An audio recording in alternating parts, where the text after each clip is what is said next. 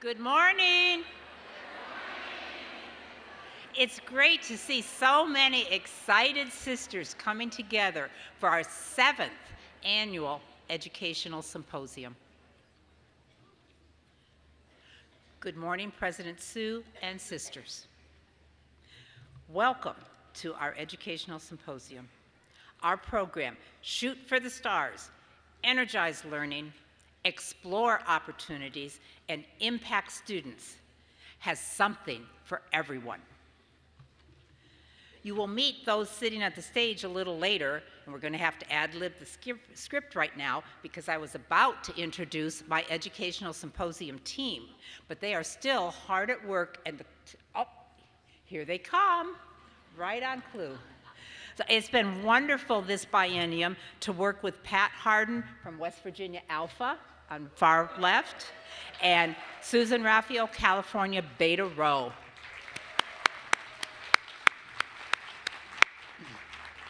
Thank you for serving, sisters.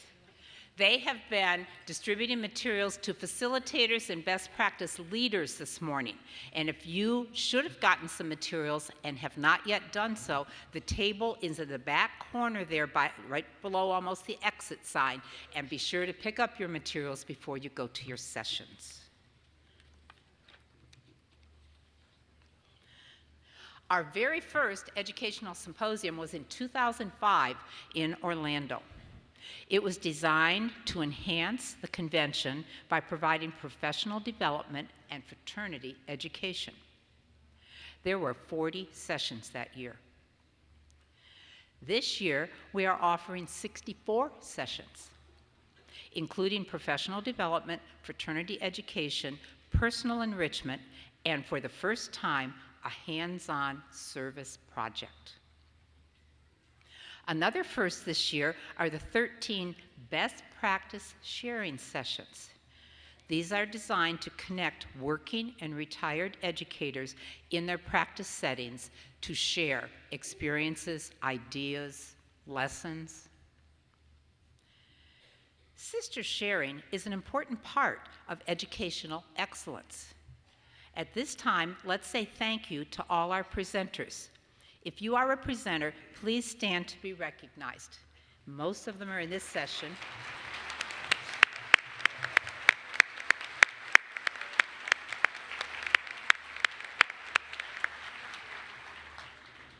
Thank you so much for volunteering. You know how Alpha Delta Kappa works. Volunteers make our programs work. Let's also thank our facilitators and best practice sharing leaders. They will keep us on time today. If you are a facilitator or a leader, please stand, and they're going to be all over the place.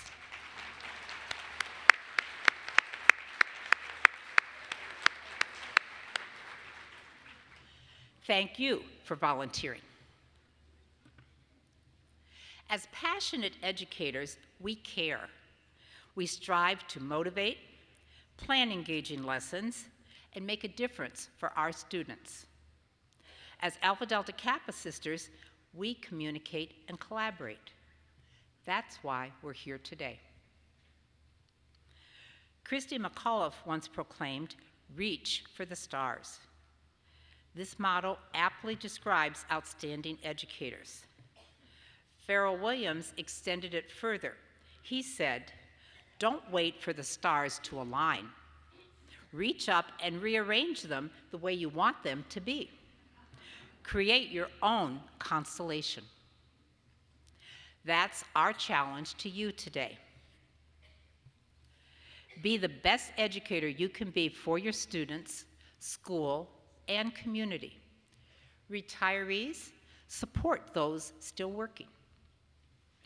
Continue to learn every day. Today we'll take the next step in our journey to educational excellence. Thank you. Okay, Pat. Good morning, Madam President and sisters. The International Teacher Education Program began in 1963 by awarding 3 scholarships To date, we have sponsored over 200 students from more than 40 countries. I would like to introduce the ITE board who are here today. Please stand as I say your name and hold your applause until all have been introduced.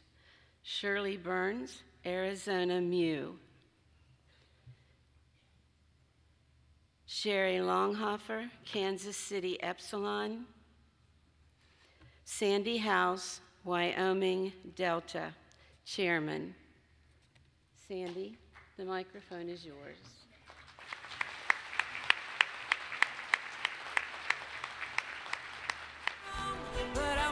Thank you, Pat, for the introduction, and thank you, International President Sue and ADK Sisters.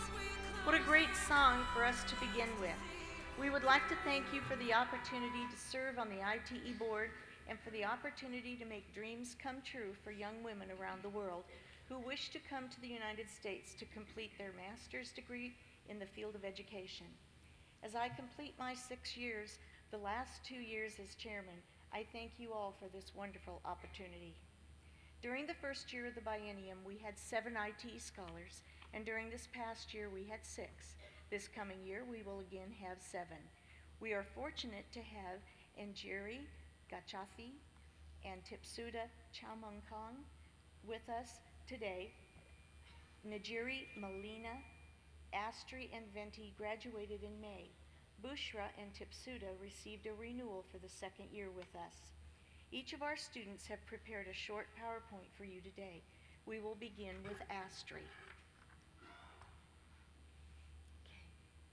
My name is Astri Napatupulu. I studied at Illinois State University in Normal to get a Master of Science in Teaching and Learning.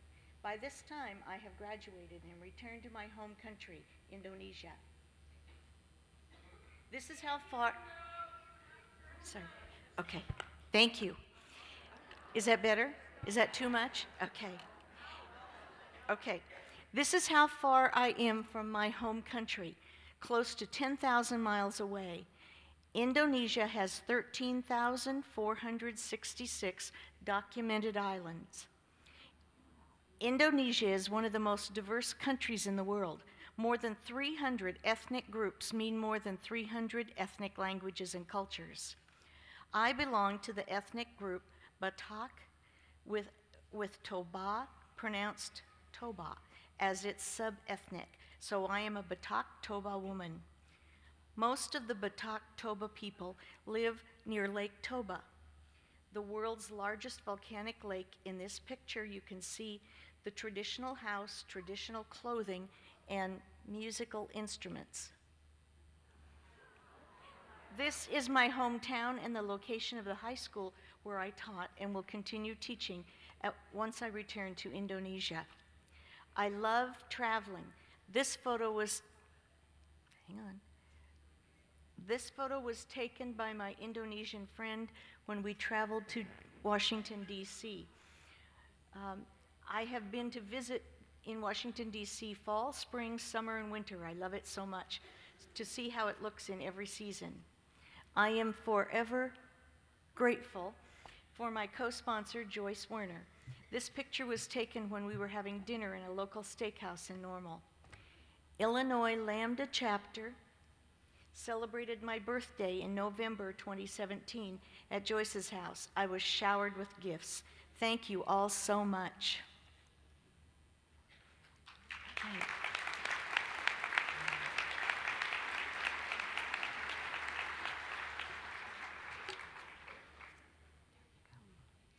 Okay, next is Bushra, and Shirley will be reading hers. Okay. Huge thanks to everyone at Alpha Delta Kappa for all the love and support you gave me this past year. I brought all the letters from you with me to Turkey. I hadn't felt loved by this many people ever before. I have lots of fun in Minnesota. My hometown is called Bursa. People in the U.S. confuse it with my name, Bushra. We don't do Christmas, but our New Year's Eve celebrations are similar. When graduating from TESOL, our dean did not acknowledge that I was the top of my class and counted someone else as the top student. I submitted a petition to the president of my university.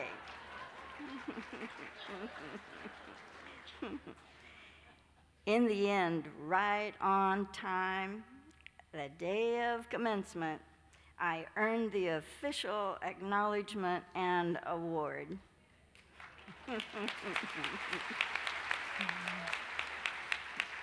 As an English teacher, we prepared a Peter Pan play and a Goldilocks play with my students in English.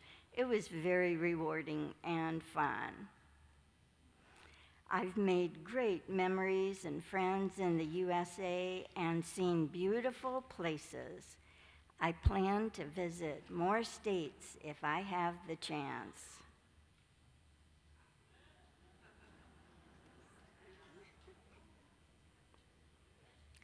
My family and I went to Bulgaria during Ramadan to spend time with my grandparents. I spent time gardening with my grandma and trekking with my grandfather. I was surrounded by nature, a big change from dry Arizona. And lastly, here are a few photos from Bursa, Bushra, and Istanbul.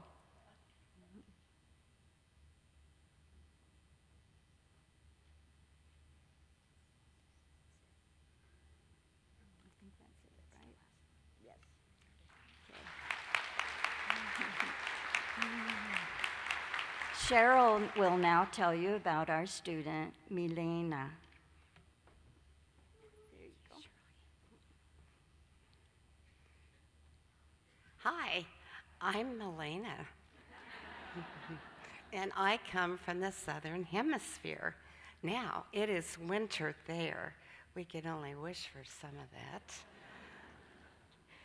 This is my cohort here at Cambridge. We studied the Learning and Teaching program at HGSE. That would have been impossible without Alpha Delta Kappa. I am truly grateful. I am sorry, but Sarah and Nancy are the best American mums, ITE co-sponsors. Among several activities, I had the pleasure to visit the school where they work and watch a game together. I also keep all of the cards I received every day in the mailbox from all of my 80K sisters. At Cambridge, I met people from all over the world. I learned from them about education, and we had fun too. This was the first time I lived in a place where it snows. I tried lots of new food, and I danced some Argentine tango. These are some of my friends and colleagues from Argentina. We are passionate about science education and science communication, and we work together developing projects in schools, camps, museums, and other settings. These are some of the landscapes you may find in my country. The door of my house will always be open to you. Thank you.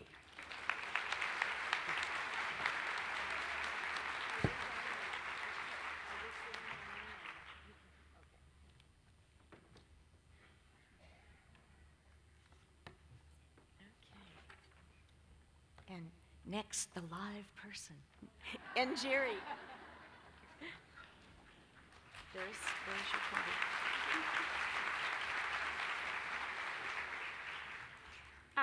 Hi, everyone. My name is Njeri, and I'm from Kenya, and I'm going to start my presentation. There? Which way do I? Okay, great. So I'm from Kenya, which is the country shaded red on the African map, and that's in East Africa. And Kenya is about almost 8,000 miles away from the US. And so it was 16 hours of flying to get to New York, where I study. And that is the skyline in Nairobi, which is the capital city of Kenya, where I'm from. And I know often, people think of East African countries and think of safaris, but I wanted to show this picture to show you that, yes, there's a beautiful, large city, and that's where I grew up. Something that's really cool about Kenya is that there's actually a national park in the city, and that's the only city in the world that has that. So it's a city and a national park within it. And those are some of the animals you can see in Nairobi. Yeah.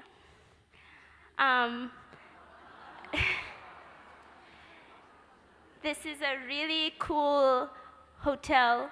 So giraffes naturally live in Kenya, in the savannah, and they've built all these hotels around where they live. So you can have breakfast with giraffes if any of you ever want to come to Kenya. And it's really near my house, so if you want to visit too, you can come. Something else that Kenya is known for is marathon runners and coffee, Starbucks. I bet you all of you drank Kenyan coffee this morning. As much as I love many things in Kenya, the most important things to me are my family, and that's my mom and my dad.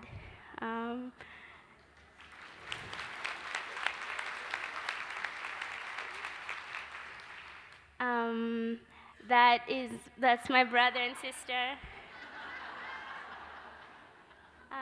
Yeah, we're just goofing. That's all we like to do. That's a picture of my dad, and the tie that my dad is wearing, I bought it for him when I was 8 years old, and he wore it for my graduation. Yeah, and so every time he has a special event, he wears the tie to remind me that that's what I bought him with my first savings. My brother recently got married, and so that's his wife, Jenny, and they have 2 girls. Yeah, so that's really, really fun. And yeah, I've been very, very lucky to be in the US and to be studying in New York, and I've been so blessed by Sue and Gay, who are right here as my co-sponsors, and I've done amazing things with them. I went to Slater Mill. Obviously, there's a picture there of ITE weekend. They surprised me on my birthday. They took me to New Hampshire, to Mount Washington. It was just amazing, and I'm so blessed and so lucky to have them in my life. I've also been really lucky that I've gotten to travel to other places in the US, like Santa Monica in California, and Washington, and yeah, I've been very blessed. And recently, I just graduated.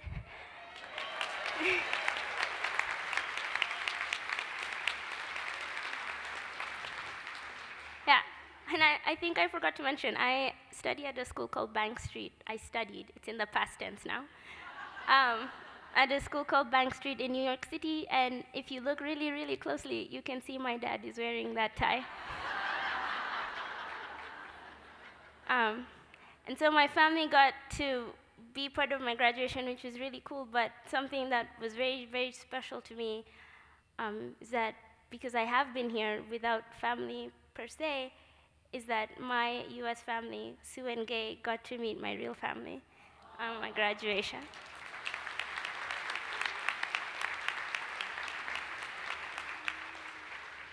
So, thank you very much.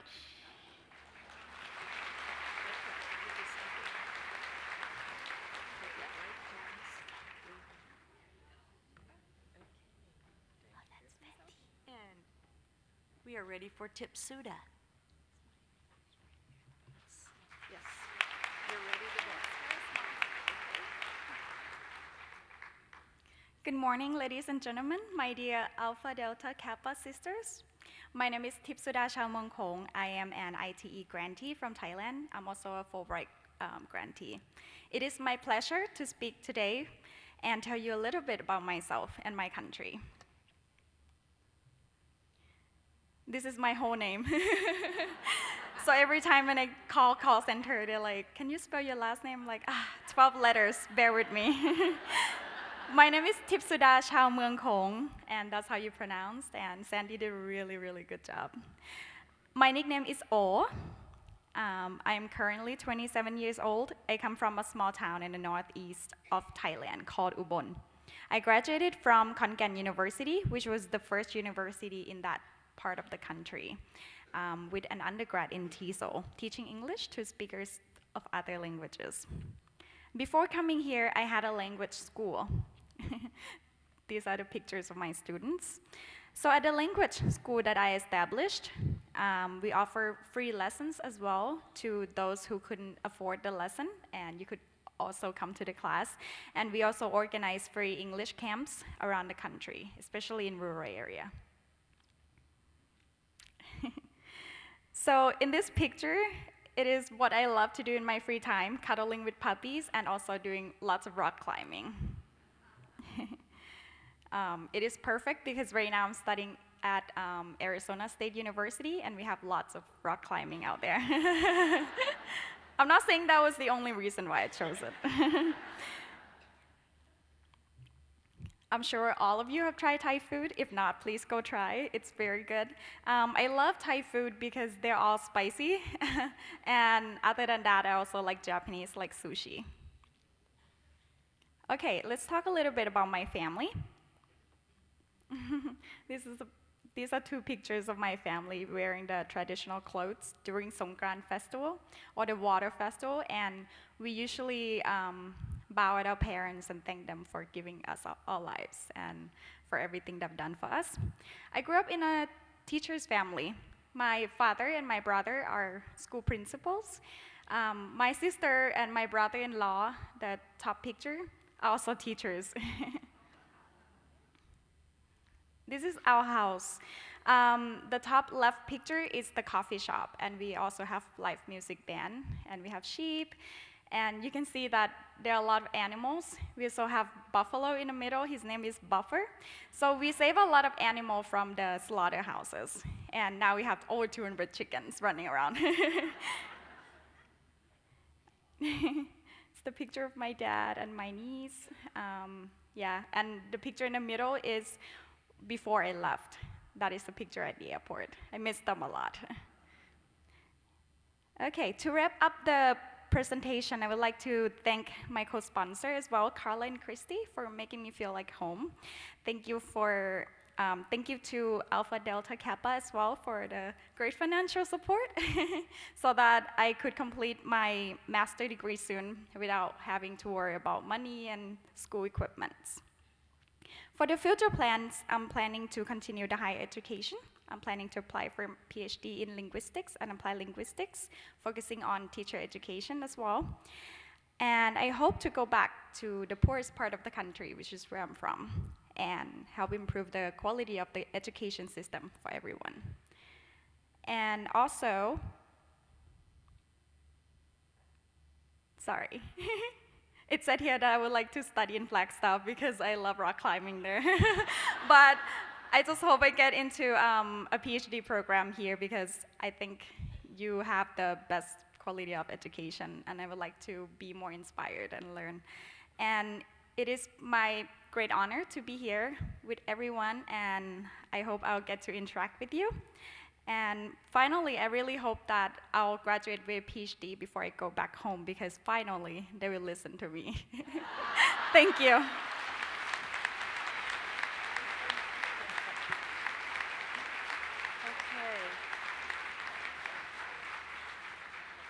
Next we have Venti.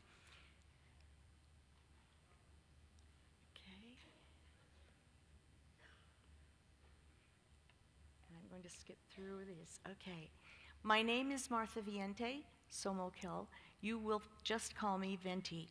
I work in a private university in my hometown as an administrator of the language laboratory and teach English as a second language. I have just received my master's degree in applied linguistics from Texas Tech University. I come from the Moluccas, a province in eastern Indonesia with approximately 1,000 islands. My hometown is Ambon, the capital city of the Moluccas. Ambon will celebrate its 444th year in September. As the Moluccas have many islands, the most common scenery are beaches and mountains. The yellow car is the public transportation in my city. The colors of the cars represent its destination. My parents are retired pastors. I have 4 brothers. 2 are university professors. We share a house in the city. 1 is a civil engineer, and 1 is a junior high math teacher. 2 of my brothers are married. I have found another family in the States. Yes, they are my ADK family, who showered me with love throughout my stay in the country. Texas Alpha Sigma, my co-sponsor Bobby Boyd and I, my co-sponsor Juliana Lytle and I, and the ITE board and ITE scholars. Here are some photos from ADK chapters that I have visited. During my break, I went to some famous places and saw the beauty in different parts of the United States. Plans for my future include continuing my work, which I temporarily left for studying. My plan is to pursue a permanent teaching position, since currently I am not a full-time English instructor. I'd like to say thank you to all of you for supporting me throughout my study at Texas Tech. Thank you for being my family. Thank you for helping me realize my dreams. I wish you success for your ADK International Chapter Convention. Our ADK ITE Scholarship Program continues to make millions of dreams come true. Our students' dreams, our organization's dreams of promoting excellence in education worldwide. What we never could do by ourselves, we can all do together. Thank you.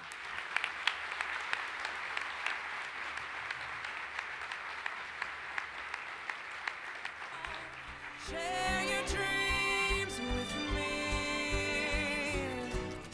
We may be right, we may be wrong, but I wanna bring you along to the world I see, to the world we close our eyes to see, we close our eyes to see.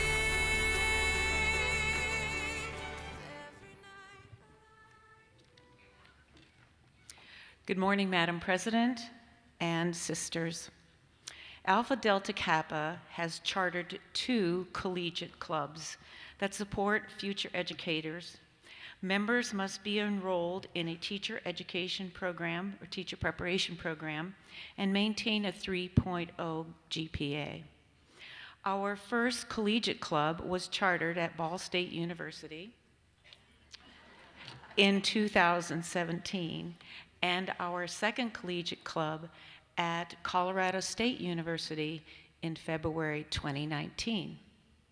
I would like to introduce the collegiate club members and their advisors, and I'm honored to do that today. Please stand as I say your name, and if the audience would please hold your applause until everyone has been introduced. From Ball State Collegiate Club, Emily Struwing, President, Kendra Tessman, Vice President, and Lynette Varner, Advisor. From we were doing so well. From Colorado State Collegiate Club, Haley Jacks, President, Kitty Nutting, and Joy Shaw, Advisors. Now.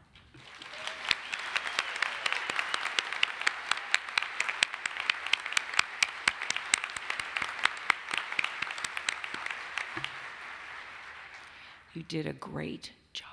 Thank you so much. Lynette will speak first. Thank you, Susan, who is also a Ball State alumni. Yay. So good morning, Madam President and Alpha Delta Kappa sisters. I'd like to begin this morning by expressing our gratitude to the Alpha Delta Kappa international chapters and executive boards from 2013 to the present for their unwavering support for the Alpha Delta Kappa collegiate clubs. They have made the dream of connecting Alpha Delta Kappa with college educators a reality.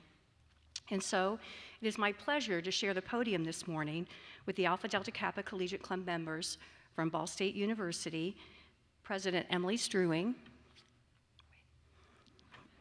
I know we're repeating a little, and past President Kendra Tessman, as well as Colorado State University Alpha Delta Kappa Collegiate Club President Haley Jacks, and the CSU Collegiate Club sponsors Kitty Nutting and Joy Shaw. We will be sharing an update of what is happening in the world of Alpha Delta Kappa collegiate clubs. As Susan said, a little over 3 years ago, Alpha Delta Kappa International Organization officially forged a connection with 25 students during the chartering ceremony of the Ball State University Alpha Delta Kappa Collegiate Club, which was led by President Chloe Woodruff. And I know she's out there somewhere. Hey, Chloe. There she is. It has been an awesome watching the collegiate club leaders from both universities form connections with each other this week and with many of you. And today I can report that our BSU club is well established as we look forward to our 4th year as ushering in a new school year with a dynamic group of leaders on our executive board. They will strengthen their connections with each other and with the collegiate club members. Well, we've learned a lot over the past 3 years as we refined our membership process and participated in a variety of activities that connect us with each other and the Muncie community. And now I'd like to introduce past President Kendra Tessman, who will share some of the connections we've made over the last year. Good morning.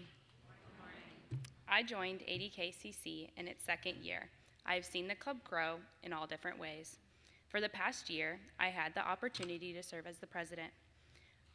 One of my goals as the president was to connect the group with the community and with each other. So instead of just having one meeting a month, we now have 2. One was strictly business, where we had conversations and activities to help us grow as future teachers. These meetings included connections with our local ADK chapter, Beta Epsilon, where we have been able to make a lifelong friendships and gain a lot of support as a new organization. We also contacted Little Red Door in Muncie. We had made over 50 scarves for cancer patients. But we didn't just stop there. We wanted our members to feel the sisterhood. So we introduced a social meeting where we connected as a club. In these meetings, we had activities like human bingo, card, and board games. Most of these meetings included food for us poor college students. Through these social meetings, we were able to get to know each other as education majors. We did this by creating a group message for our members to discuss classes and create a connection. This year, we had a large amount of freshmen come to our meetings. Through this, we had a lot of new members present in our meetings, and we had initiated 14 members. Whoop, whoop.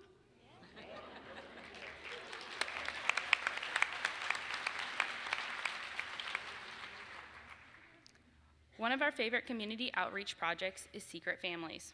For the past 3 years, our club and Beta Epsilon team up to join this wonderful organization. This organization provides Christmas gifts for families in Delaware County. Over 300 people in our community get up at 5 a.m. to shop for gifts for almost 400 families. One of our ADK sisters experienced this firsthand in her classroom. Just a few years ago, after participating in Secret Families on a Saturday morning, that following Monday, she was able to witness a student in her classroom get fresh clothes and a new backpack. Now, I don't know about you, but I think this is exactly what we strive for as educators.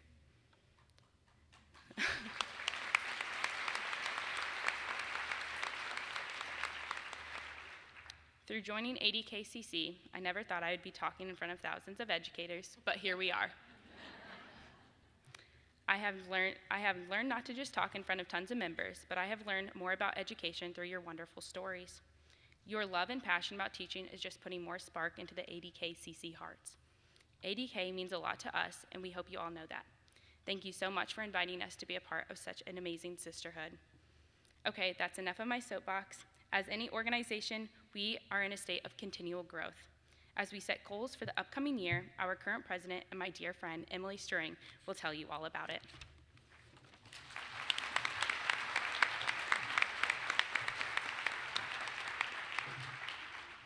Hello, everyone.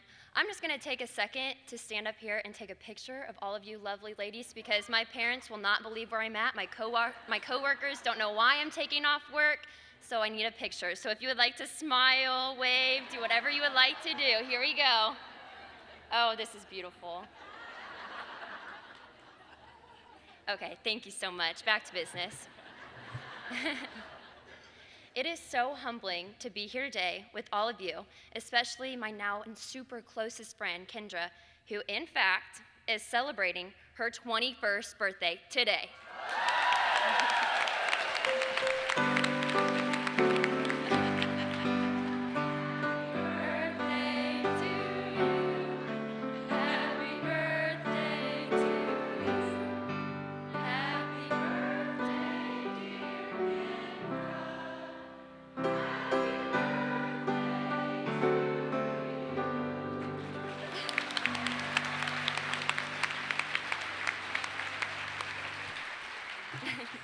Thank you, that was so beautiful. This is something that she will remember forever, so thank you so much for being with her today. So if you see her around today, make sure you give her a big happy birthday. I also want to tell you just how much of an absolute privilege it is to get the opportunity to be one of the very, very few collegiate members to attend an ADK International Conference. Seeing the light in which you all have shown us this week is truly inspiring, and I wish you all knew just how much we aspire to be each and every one of you. Kendra and I have been discussing all week about how amazing this journey has been and how we want to continue this sisterhood. We have gotten a glimpse into the connections we will make that will last a lifetime in an early stage of our ADK experience. Going into my third year of being in this club at Ball State University, I feel more prepared to enter the world of education than I have from some of my classes. We have had the opportunity to build connections in such a short span of time. We've been able to really get to know the community, as well as attend the Indiana State Convention, whoa, now the International Convention, whoa, let me tell you. These relationships we have built truly mean so much to us as we are preparing ourselves to enter the wonderful world of teaching.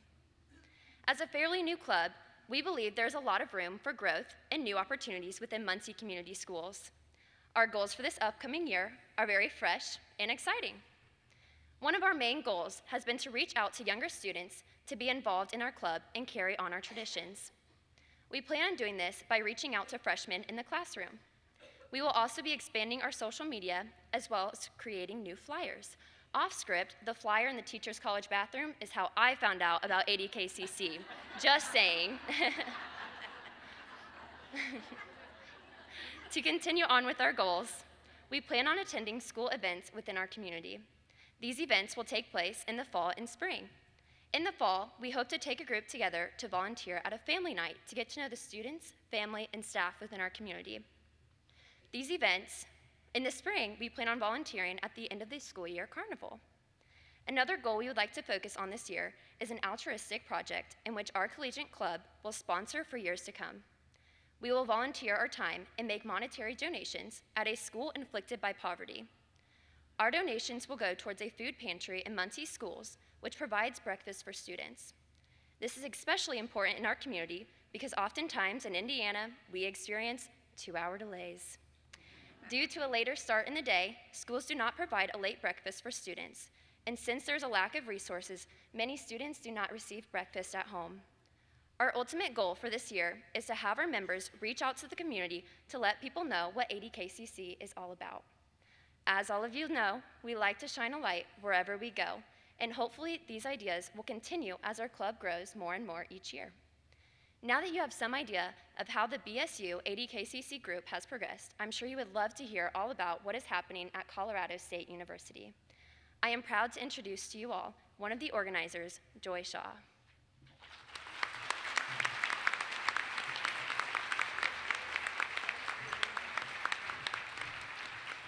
It's obvious that we're just babies in this whole process.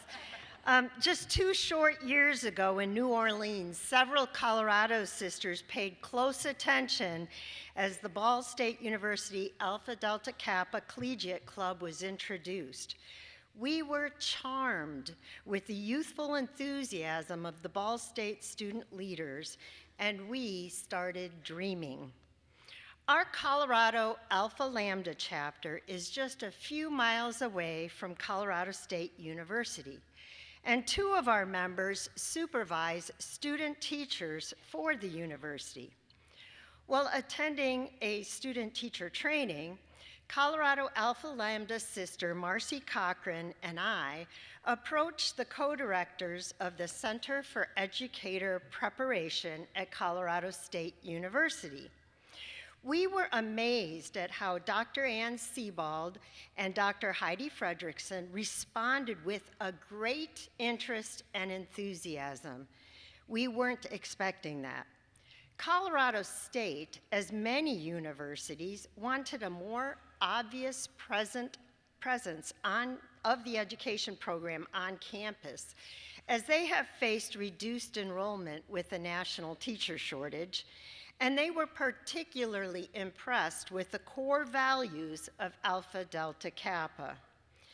Alpha Lambda sister Kitty Nutting and CSU faculty advisor Jody Drager joined our team, and after just a few short months of occasional meetings, we were on the fast track to actualizing this student organization. One of my favorite moments in the entire process was when our illustrious president, Susan Pelchet, emailed me and said, "Oh my gosh, Joy, I feel like I should say slow down. Instead, I think we need to find a way to catch up to you." Thank you to the International Chapter and Executive Board for all the support we received at actualizing our vision and supporting us through this process. Today, we are proud to announce that what we once dreamed of came to fruition in the 2018-19 school year. The Colorado State Alpha Delta Kappa Collegiate Club was chartered on February 2nd, 2019. The occasion was shared by sisters who traveled near and far. Our students were presented with gifts from many of those sisters, as well as from the Ball State Collegiate Club. This edition of another collegiate club has magnified and multiplied awe. AWE, my acronym for the altruism, world understanding, and educational excellence that Alpha Delta Kappa embodies.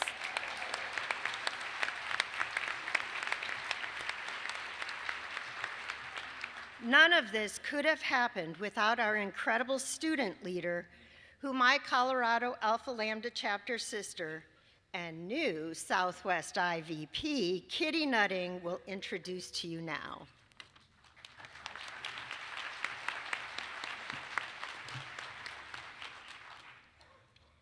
I am thrilled to present our Colorado State University Alpha Delta Kappa, Collegiate Club's first president, Haley Jacks, to you today. This dynamo won our hearts immediately when we met her, and she quickly climbed on board our speeding train.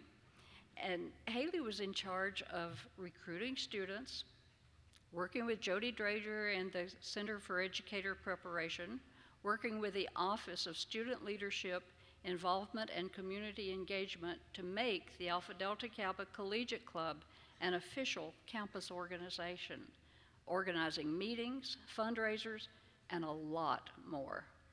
Alpha Delta Kappa has been blessed with her leadership, and we will continue to be blessed with her enthusiasm.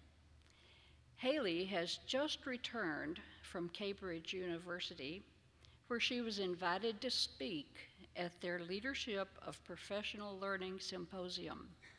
She spoke about her research into media literacy education reform on the global scale, as well as leadership in the classroom setting to empower educators and students to have a voice in their education. Haley is the youngest and the first undergraduate to ever be invited to speak at this symposium.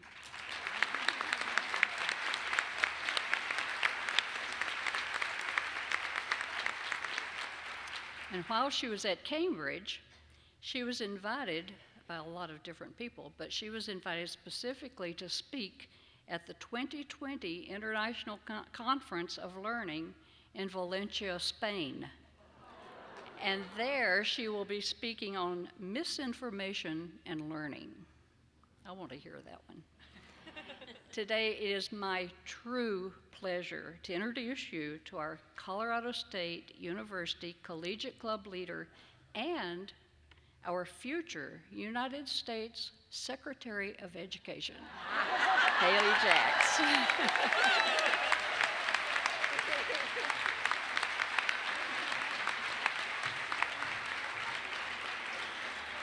Well, that was quite the introduction.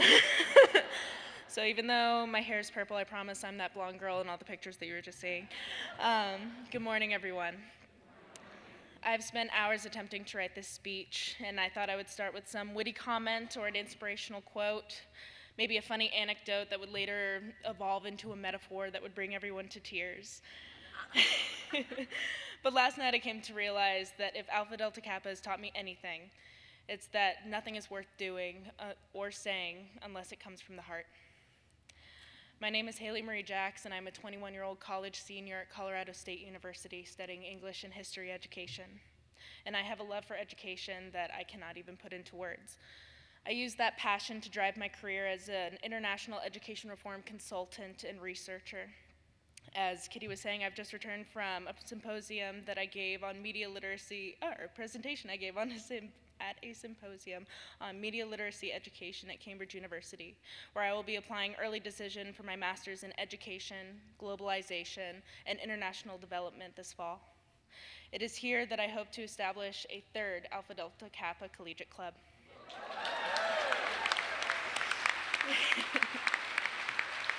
And I do all of this in hopes of one day becoming our Secretary of Education. But above all this, I'm here to celebrate with you all my role as the founder and president of the Alpha Delta Kappa Collegiate Club at Colorado State University. I approached one of our co-chairs at the Center for Educator Preparation looking for resume builders. That's what this started as, a resume builder. And I'm so happy to say that it's become something so much more than that. Alpha Delta Kappa came to me at one of the most trying times of my life. It was my ADKCC family that I leaned on when I struggled with my mental health and an eating disorder this past fall. And it was this same family that was right at my side when I was hospitalized this past January. Sorry.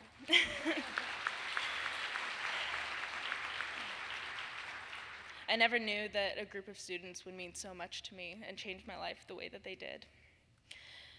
Our beginning was chaotic. For those of you who don't know me, I thrive on skepticism. The ADKCC had a very short time frame to establish itself at CSU for the 2018-2019 school year, and everyone told me that it was okay to take it slow and that it was okay to not get a spot at our university's involvement expo in 5 days. Challenge accepted. Within 5 days, I met our Loveland ADK chapter, gained a 5-member following, established our group as a registered student organization at CSU, and snagged us a spot for recruitment at the Involvement Expo. Fast forward a few months, and we were laughing together at a haunted corn maze. Flash forward even more, and we charted as the second collegiate chapter of ADK in the world. Our projects, thank you. We have many projects that we work on, and I just want to talk about how incredibly proud I am of several of our members. We have one member, Kelsey Altheim, who was able to speak at a conference in Philadelphia this past spring for her literary research. Harmony Hartreft, who is our secretary, was also the president of our chapter of the National Council for Teachers of English and was able to attend their conference this past fall. And a handful of our students also have taught English classes in Zambia. I'm very excited to see where life happens to take these students, and I'm even more excited to see where they take our chapter. I want to take a moment to give thanks to Kitty Nutting and Joy Shaw, for whom I would not be here without today. You've changed my life incredibly, and I will never be able to thank you enough.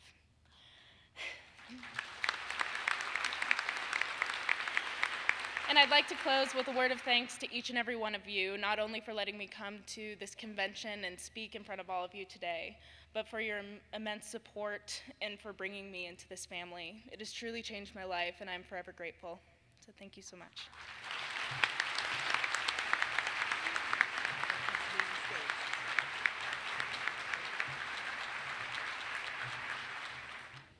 Good morning, everybody.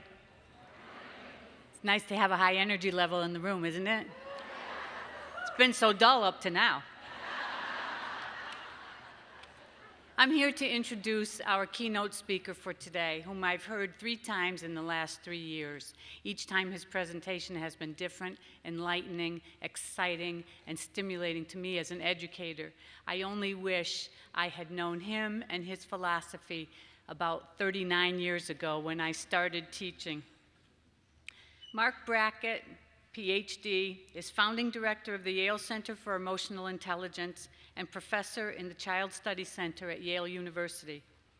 His research focuses on the role of emotions and emotional intelligence in learning, decision-making, creativity, relationships, health, and performance. Mark is the lead developer of Ruler, an evidence-based systemic approach to SEL that has been adopted by over 2,000 preschool to high schools across the United States and in other countries. He's also on the board of directors for the Collaborative for Academic, Social, and Emotional Learning. Mark has published 125 scholarly articles and received numerous awards, including the Joseph E. Zins Award for his research on social and emotional learning. Mark consults regularly with corporations like Facebook, Microsoft, and Google on integrating emotional intelligence principles into employee training and product design, and is co-founder of OG Life Lab, a digital emotional intelligence learning system for business. He's the author of Permission to Feel, Unlocking the Power of Emotions to Help Our Kids, Ourselves, and Our Society Thrive, published by Celadon Macmillan. Mark also holds a 5th-degree black belt in Hapkido, a Korean martial art. Please welcome Dr. Mark Brackett.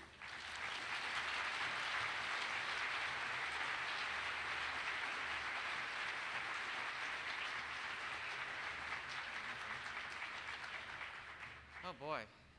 Can you all hear me okay? Great. Well, thank you, Sue, for that introduction, and I guess I'm supposed to say, hello, ladies. That was a little uncomfortable, but I'm going to get over that. I will say that I saw a few of your ladies. I went out for coffee this morning. I saw a few of your ladies walking down the streets, not attending this session, and they may come back and say that there was some guy in the street that made like a really weird facial expression, like, where are you going? Anyhow. I'm excited to be here, and Sue and I have had this had opportunities to talk about my coming here, and I'm really glad I could come this year. So let me ask all of you, firstly, to just get settled in your seats. Just get comfortable. Maybe take a nice long inhale and an exhale. Just bring yourselves into the room. I don't know about you, but I'm slightly distracted from the panel. Yeah, I'm like envious. I don't even know what an international education consultant reformist is. I'm like, I want to be one of those things. So wherever you are, completely impressive and amazing.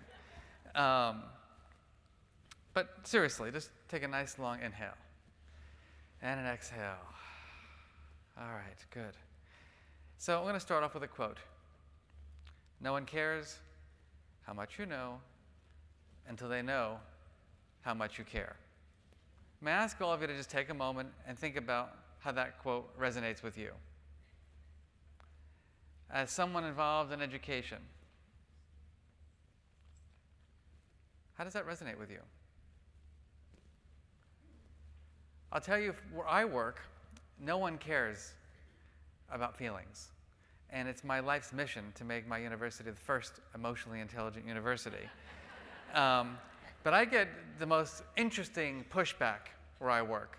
I'll give you one example. I gave a talk recently at the medical school where I'm a professor. And at the end of my presentation, this professor stood up and he looked at me and he goes, "What happened to Yale?" And I can handle myself. I'm pretty good. And he goes, "Mark, this is Yale. We produce Nobel laureates, not nice people." Right? And I didn't know what the heck was going on. And I just, I took my breath and I said, "Does anyone else have a different perspective?" And of course, somebody else got up and said something even more gross. He said something like, "You know what I've learned, Mark? Sometimes you have to be a blank blank, because then the people who work for you just shut up and do what you tell them to do." So at that point, I was like, where am I? I don't know what to do with myself right now. So I looked over at the chair of this big department, and I said, are we making a movie here? What's going on? And this is in front of 100 medical doctors. And he started almost crying. And he said to me, "Why do you think I asked you to come speak?" And it just goes to tell you, that, I live this work. And I just did a little tweet about all of you because I said I did earlier research which showed that men, when you ask them, "How emotionally intelligent do you think you are?" they give themselves the highest scores in the world, right? And then when you actually test their emotional intelligence, they're about a standard deviation below all of you. So our self-rated emotional intelligence is pretty darn low. But I start with this because I feel like there is a lot of work to be done in our nation around giving ourselves, our children, our society, what I now call the permission to feel. And we're going to jump right in now with a little bit of learning about emotional intelligence. So all of you woke up this morning having feelings. I woke up this morning, I went down the elevator, and I was in an elevator, only man in the corner, with 15 women, and the woman, "You're the presenter." I'm like, "Yeah." And it was fun. And so I have feelings, and all of you have feelings. My question to all of you is, how are you feeling? And I'm going to teach you something about feelings right now. On the x-axis, it says the word pleasantness. All of you woke up this morning having some dialogue, didn't you? In your head? "This is going to be a great day." Or, "I can't wait to go home." Or maybe you were neutral. You said to yourself something like, "I could be here at the conference, I could be in my work, I could be at home. What's the difference?" That's kind of apathetic, right? So -5, you're having the absolute worst thoughts of your entire life right now. +5, you're looking at me thinking to yourself, "Oh my goodness, I want Mark to move in." Right? So where are you right now? Here. On the y-axis, it says the word energy. So all of you have some level of activation or energy right now in your bodies. +5 is you can't contain yourself. You just want to get up and start jumping around. -5, you want to disappear. You want to go back to bed. You're completely without any energy. So where are you energy-wise?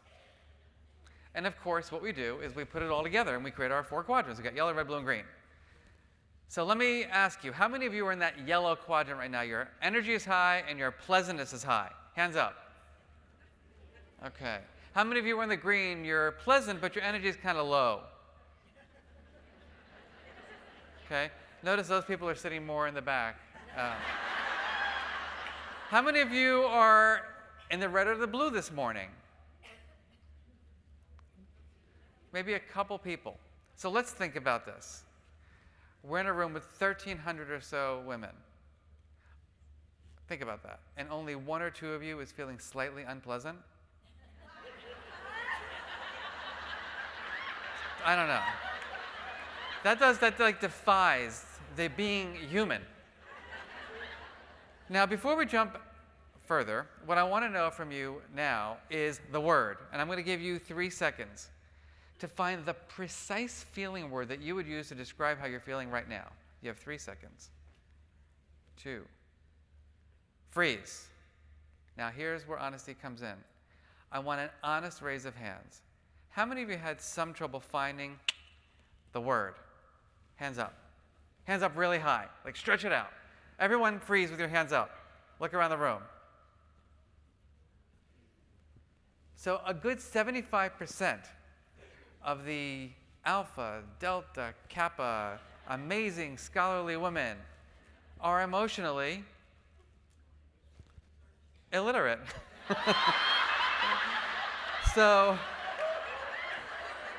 let's think about that now. You're all like the superstars in education, and you don't have words to describe your feelings. So I'm going to ask you to get our day rocking to spend 30 seconds with someone next to you. You're all now research assistants at the Center for Emotional Intelligence at Yale University. What are your hypotheses around this?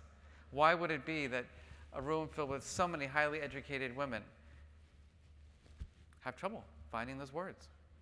Go to work. 30 seconds. Okay, hands up in the air, please. Let's come back together. So who has a hypothesis? Anyone? Yes.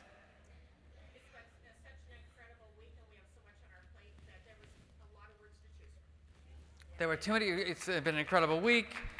You're overwhelmed. I'm just saying that for you. It's what? A good overwhelmed. All right, we'll find a word for that one. Incredible. You're feeling incredible. Look at that. I love that. But yet, so you feel like you've got so much on your plate that it's just hard to put it into one word. How many words do you need? 1? All right, any other hypotheses? Yes, back there. I'll repeat what she says. Go ahead.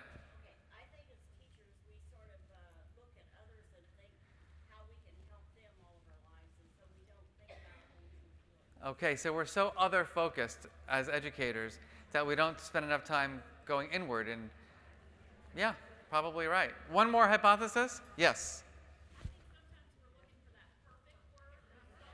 All right, so we're looking for that perfect word. So you have obsessive-compulsive issues. Right. All right, how about for you? Were gonna, yes. Our culture doesn't reinforce. Talking about it. Yeah. Right? So ask me how I'm feeling. Fabulous. All right, life goes on. Ask me how I'm feeling again. Devastated. And then someone laughs at me. I can't wait to talk about my feelings next time. So think about that. We do have a lot of stuff going on in the world around maybe some phobias around talking about feelings. Maybe we don't have the words. Maybe we just haven't learned the words or practiced the words. Now, the big question for you is your strategy for the day. So I get about an hour to present to all of you. And for some of you, that might be like, that's a long time. For some of you, you may be tired, you might be hungry, you might be distracted about your next trip or your flight home or whatever it is. So my question for all of you is, what's your personal emotion regulation strategy to get the most out of the next hour?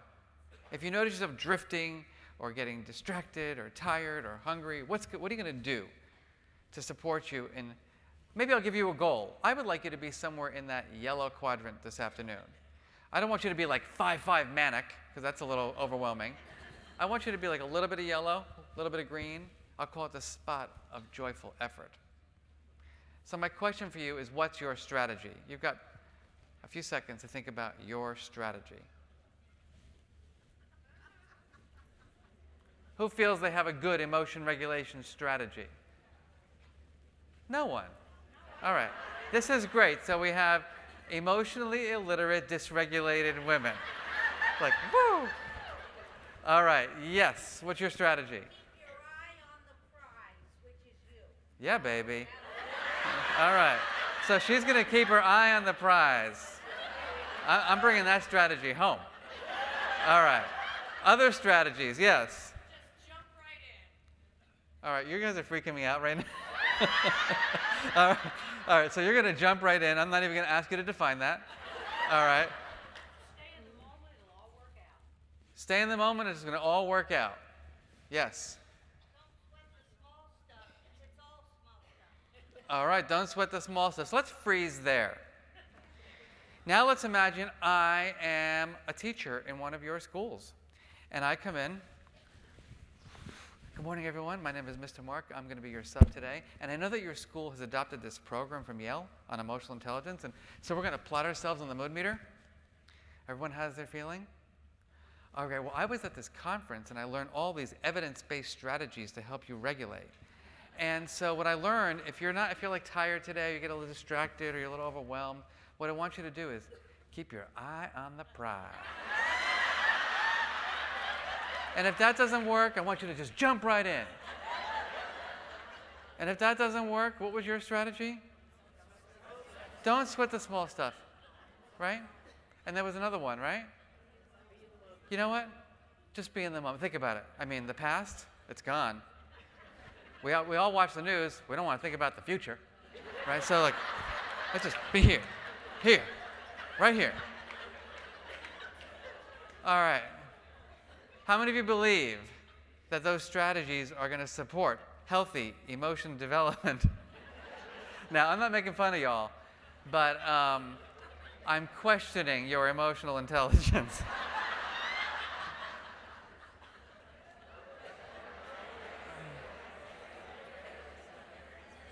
What happened?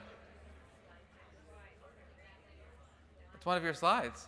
How weird is that? What's that? Yeah. Is that okay? All right, may I ask everyone to please get good posture in their seats. Take a nice, long inhale and a nice, long exhale. You are now not yourself. For the next 1 minute, you are going to live vicariously through a child that you have taught before. You are now that child. Preschool, elementary, middle, high school, college, it doesn't matter. For the next 1 minute, you are that child. Just pick one and bring them into your mind. It is 6 o'clock in the morning as this child waking up at home or wherever you live. How do you feel? Be honest. Think about this kid. How do they feel when they wake up? Do they say, this is going to be the best day of my life? Or are they feeling dread? It's their morning routine. Who's there? Mom, dad, no one? What's breakfast like? Healthy, unhealthy? Nothing? They're commuting to school. As this child, you're commuting to school. What does it feel like on the bus? Or the walk? Or the drive? You walk into your school as this child and you look around. How do you feel? Do you feel welcome? Do you feel scared? Do you feel eager, optimistic, overwhelmed? Class 1, 2, 3, language arts, social studies, math, science, whatever it is. How do you feel in that classroom?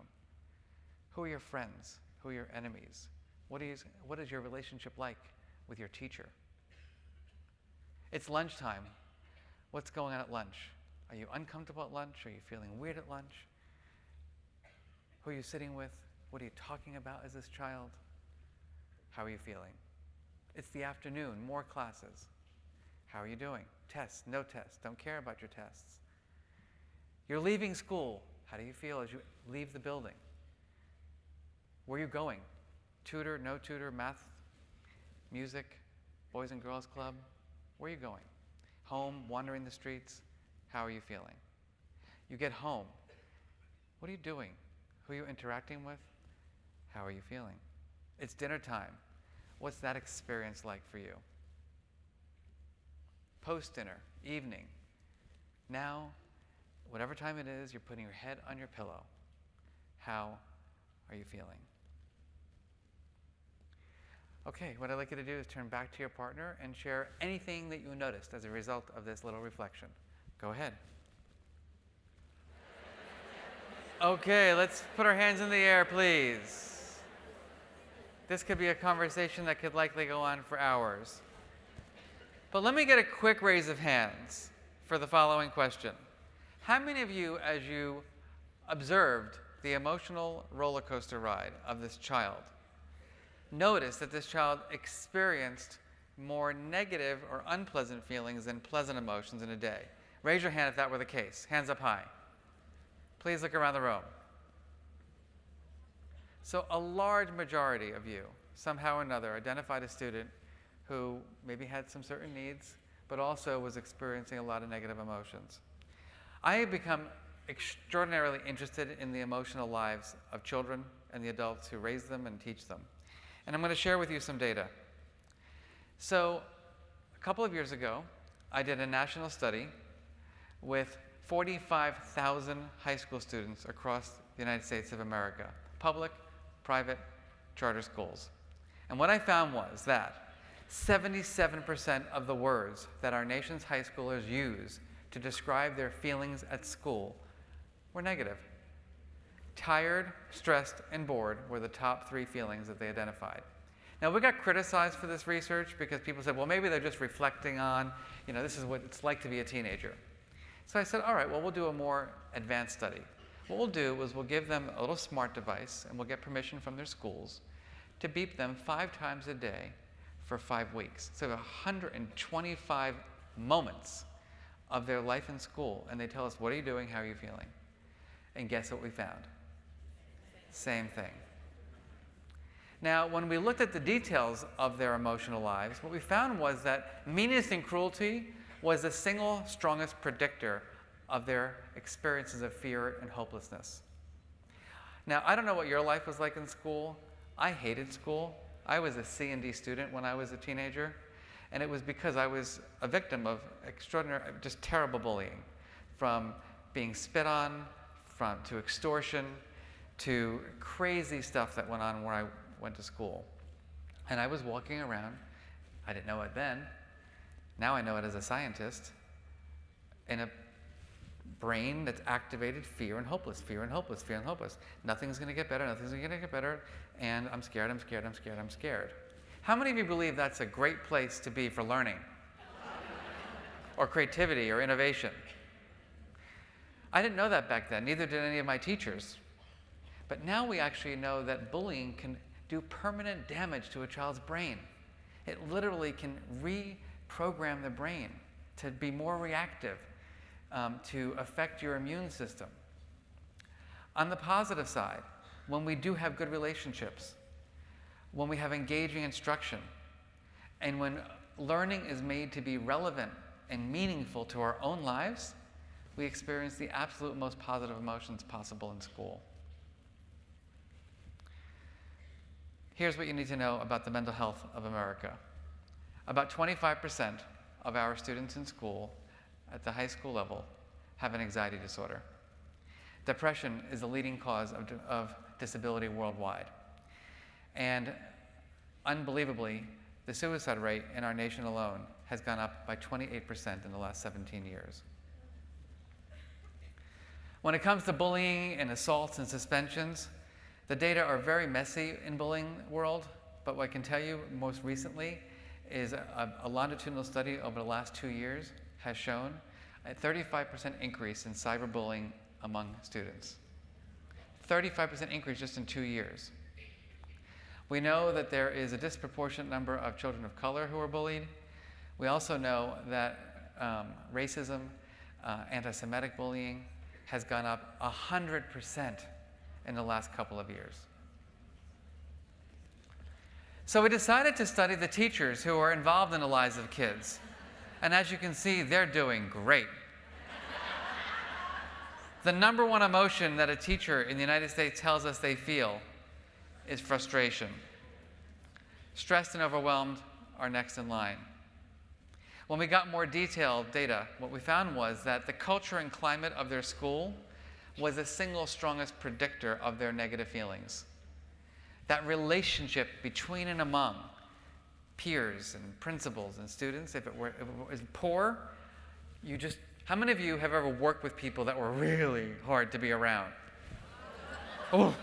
And how many of you wake up in the morning and you say to yourself, I can't wait to see them again today? It creates dread. And guess what happens when you feel dread? You have greater burnout, You have more stress-related absences. It even causes trouble sleeping. It literally causes anxiety and depression. And we even found in this research, it causes increased body fat. It literally shifts the way you eat. So we moved to colleges.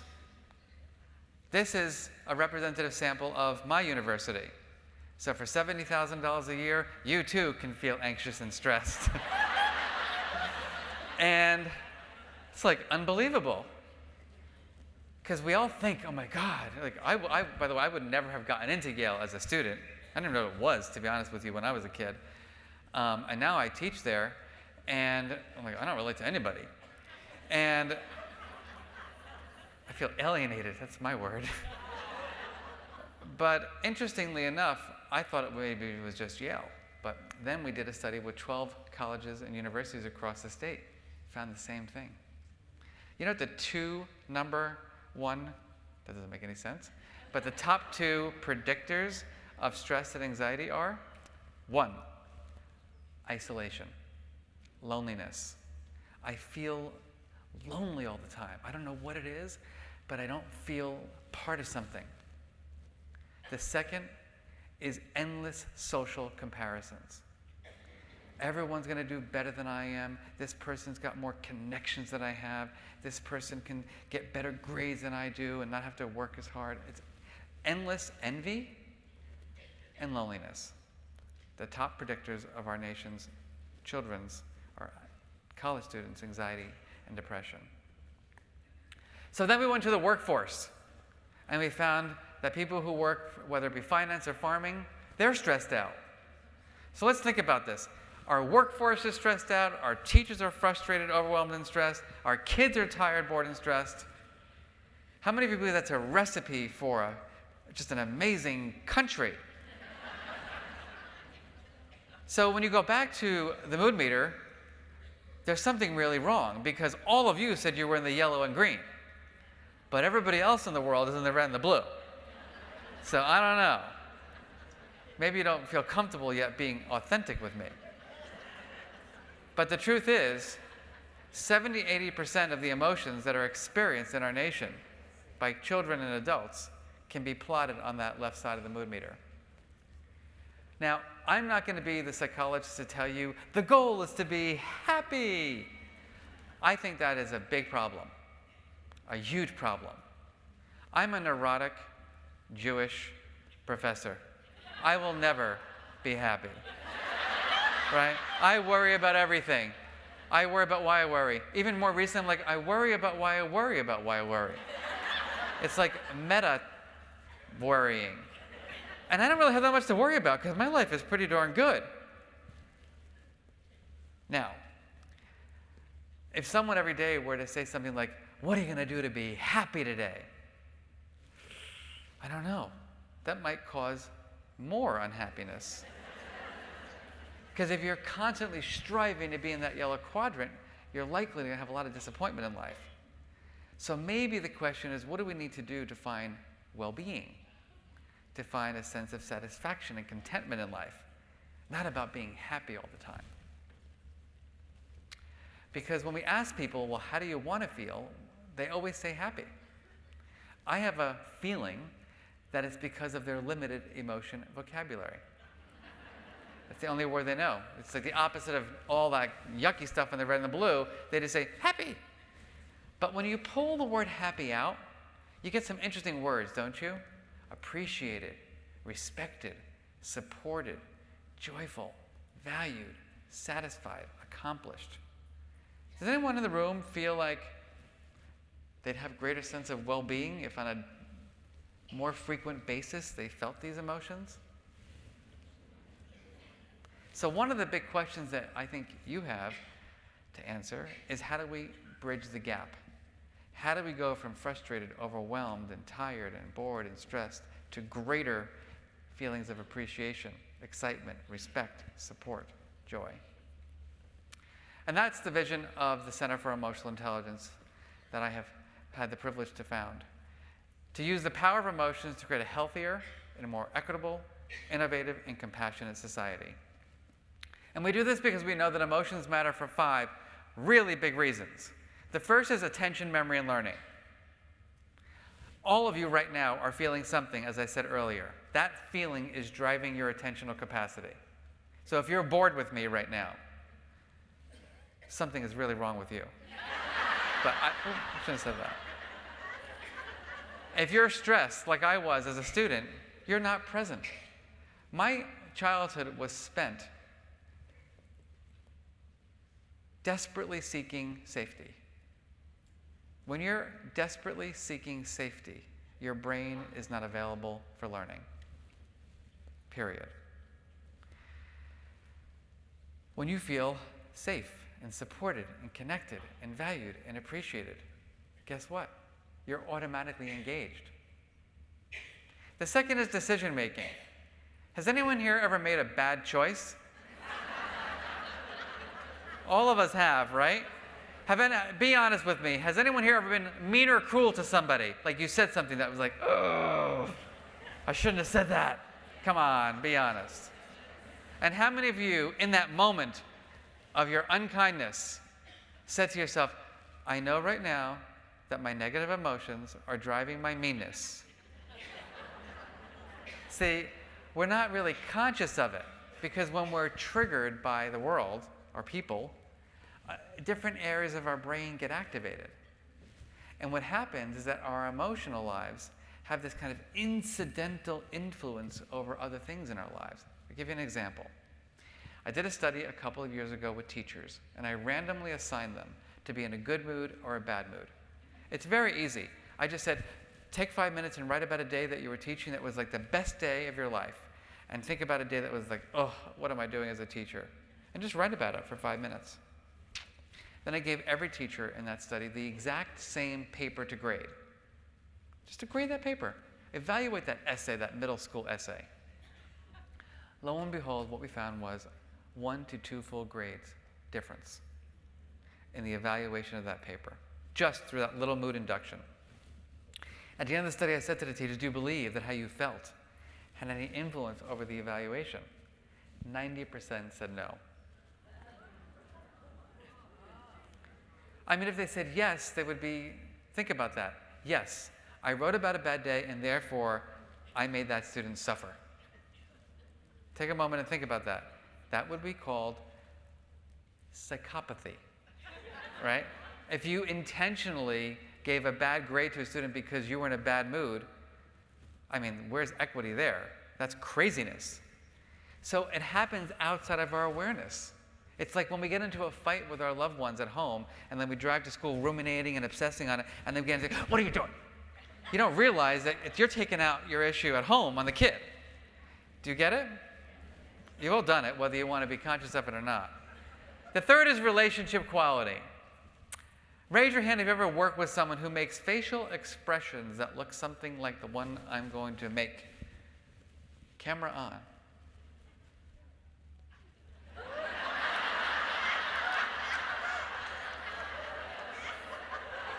Anybody ever work with someone like that? You pass them by in the hallway? And how many of you, when you see that facial expression, say to yourself something like, I'd like to work with that person for the rest of my life? No, because emotions are signals to approach or avoid. I'll repeat myself. Emotions are signals to approach or avoid.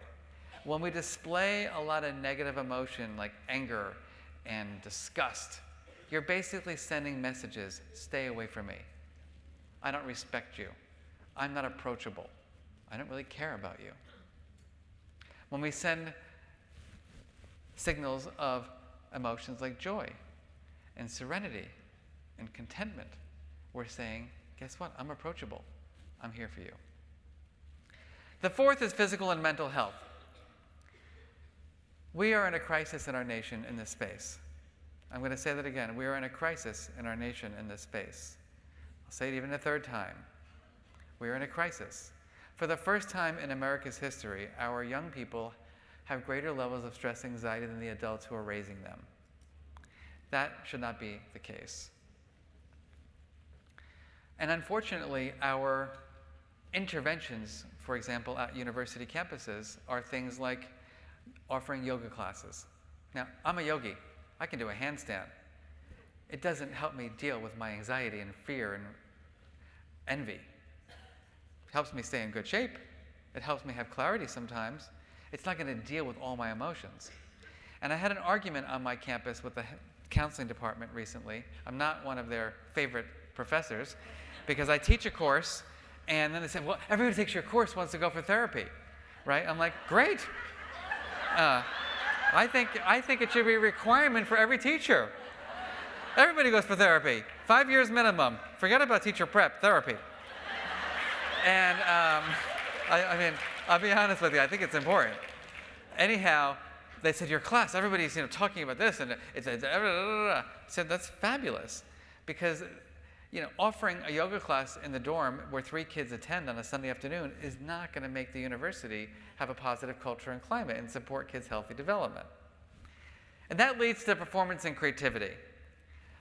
I'm a proponent of innovation and creativity. I think it's what drives our nation. And what I find in my research is that our children and adolescents and young adults who don't have the skills to deal with their feelings, they give up on being creative. Because they get harsh feedback from people in this world. I don't like it. I don't think that's creative. I don't think this is interesting, or that's not good enough. And they take it in. They have strong feelings of fear, anxiety, overwhelmed. They don't know what to do with those feelings. And it's not their ability that makes them not be creative. It's their inability to deal with their feelings and the feedback they're getting from the world. Think about that for a minute. Many of you, all of you here, are here because you're highly creative and innovative thinkers and doers. How many of you have gotten resistance from your colleagues? Yeah? Think about how you have to deal with the feelings of everyone in your surroundings saying, we're not doing this here. It's hard work. It's a different area of the brain. So, the question is, for all of you, where are you in this work? Are you an emotion scientist? Or are you more like an emotion judge? Think about it. And you don't have to be honest with me here today, because we don't know each other that well yet. But do you see yourself as someone who's curious about your own and others' emotions? Are you in learning mode when you're working with people about their feelings? Are you reflective and inquisitive? Are you open to exploring different kinds of ways to deal with your feelings? Do you have more of a growth type mindset around dealing with your emotional life? Or are you more closed and inflexible? Why are you so angry? That's what my mother used to say to me all the time. Why are you so angry? I'm like, you're angry. I'm not angry. Stop projecting. If I have to tell you one more time. So ask yourself this on a scale from 1 to 10. 1, I'm kind of an emotion judge. 10, I'm an emotion scientist. Where do you fall? And then the next question is how skilled are you with your feelings? So Ruler is not only the name of the approach that we have been implementing in thousands of schools across the world, it also is a discrete set of skills. And there are 5 of these skills. We call them the Ruler skills. The first is recognizing, understanding, labeling, expressing, and regulating. And I'm going to go into detail about these in a moment. So don't worry, we're going to go deeper. But now I'm going to ask you to think about how skilled you are. On a scale from 1, you are emotionally bankrupt, to 5, you are so emotionally skilled, like it's incredible. What's your number? Raise your hand if you think you're a 1. You are emotionally unskilled. No one. Okay. 2, you need a lot of work in this area. 2 people raise their hand. All right. You're a 3. You're a 4. Any 5s in the room? All right, we have a couple of narcissists in the room. So here's what my research shows.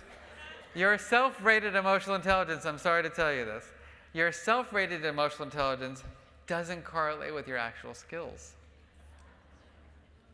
Now, that doesn't mean you're not emotionally intelligent. It just means your self-rated doesn't correlate. We'll get into the reasons why in a moment. Maybe, just maybe, it has to do with your emotion education. Raise your hand now if you feel like in your school where you grew up, you got an adequate education in emotion recognition, understanding, labeling, expressing, and regulating. Very few of us. So then where are we now? Let me ask you this question. What did you learn about emotions growing up in your family? Were your parents emotion scientists or were they emotion judges? I'll give you an example of what happened in my family. So I grew up with two very loving parents who had no emotional intelligence. And that's one thing. When I was being bullied, my mother used to say, "Don't worry, honey, your mother loves you." I'm like, your love is not helping me in the bathroom when kids are bullying me. I need skills.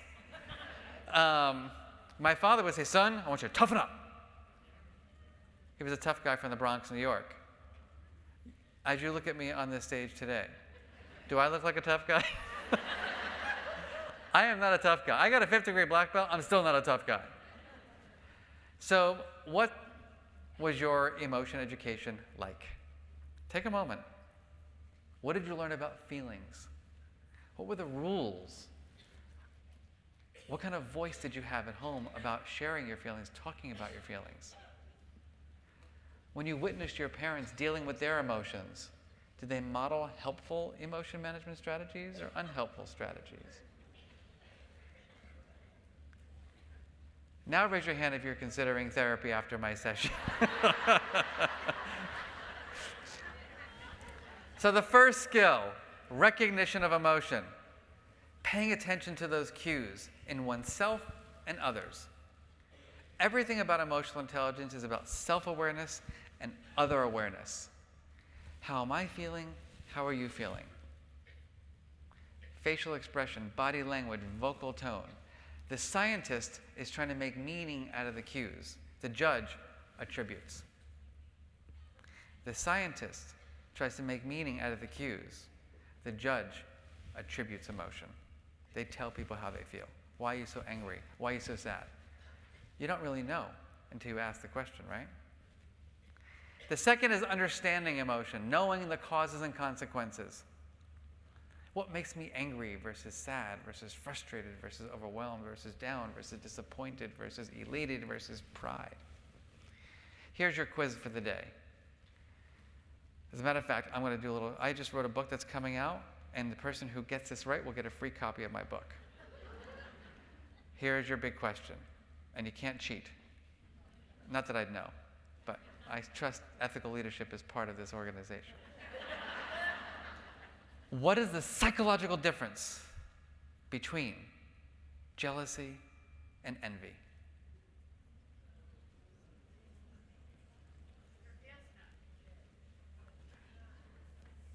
Freeze. Raise your hand if you're confident you can tell the difference. We got one person in the back. So if you're confident, please rise. All right, you rose first. What is it? Spelling. The spelling. Okay. All right. So, I didn't tell you the reverse bet was that you have to buy a book for everybody else in the room. All right, yes. One is negative. If you act on it, yes. External, internal. Well, 1 second, go.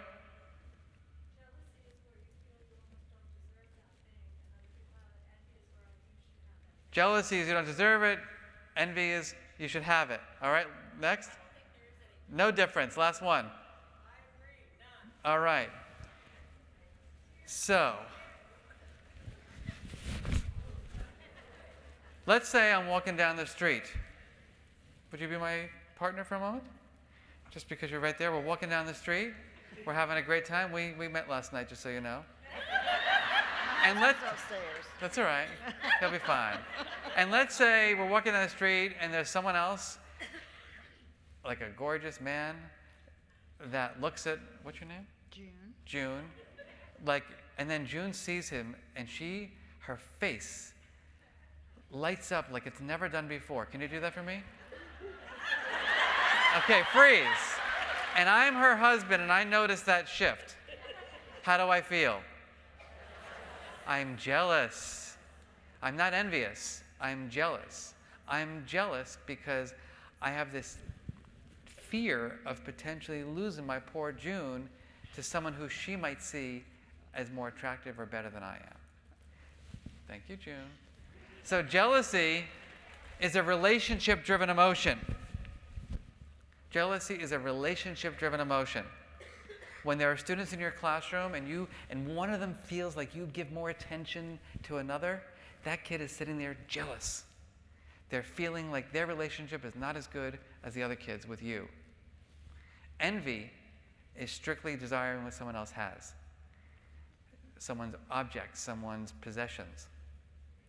Now, how many of you believe that that's an important distinction? Everybody raise your hand. Because if you can't name it, you can't tame it. If you don't understand what's happening and have the labels and you're not granular in your inner life, you can't know what to do with it. That's why emotion language is so important. It helps us make meaning out of our lives.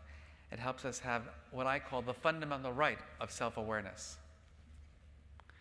But then we have to know, can we express these feelings?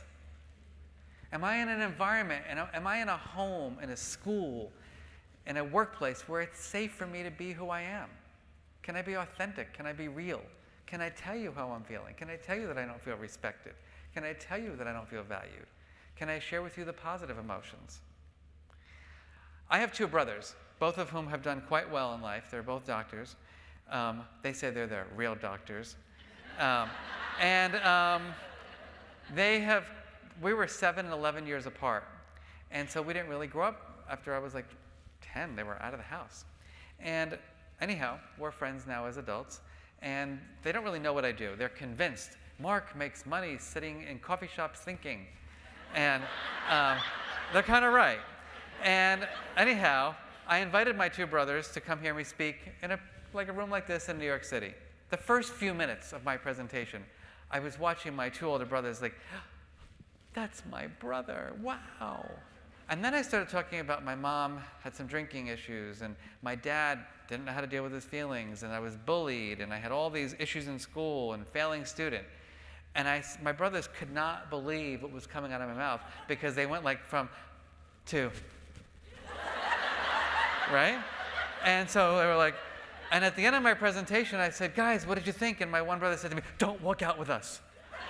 I'm like, what do you mean? He's like, we don't want anybody to know you're our brother. I'm like, are you kidding me? And so anyway, we go to dinner and we're sitting there. I thought I was going to get treated for dinner that night, but anyhow.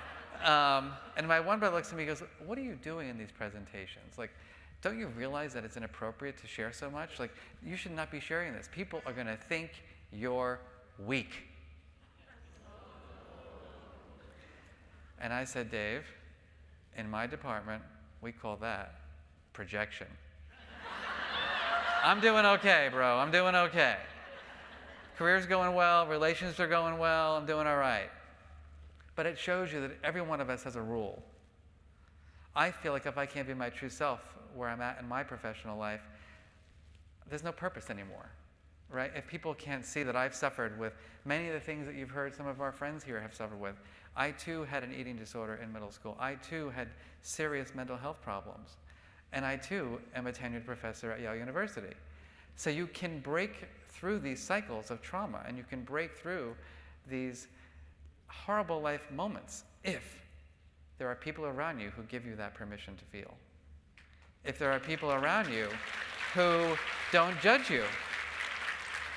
And if you develop the skills. Now, I am blessed in life because I had an uncle who was a teacher, like all of you, who took me on as his little mentee. And he was writing a book back in the 60s about little people's feelings. And he shared with me these words like alienation and isolation. He said, let's talk about that, Mark. Do you ever feel that way? The only adult in my life who ever asked me how I felt. And then he said, when he heard what I told him, wow, what can we do about that together? Not, what are you going to do about it? But what can we do together to help you with those feelings? And that changed my life. So much so that when I was in college, I pulled my uncle out of retirement and asked him to write a book with me about this work. That was 30 years ago.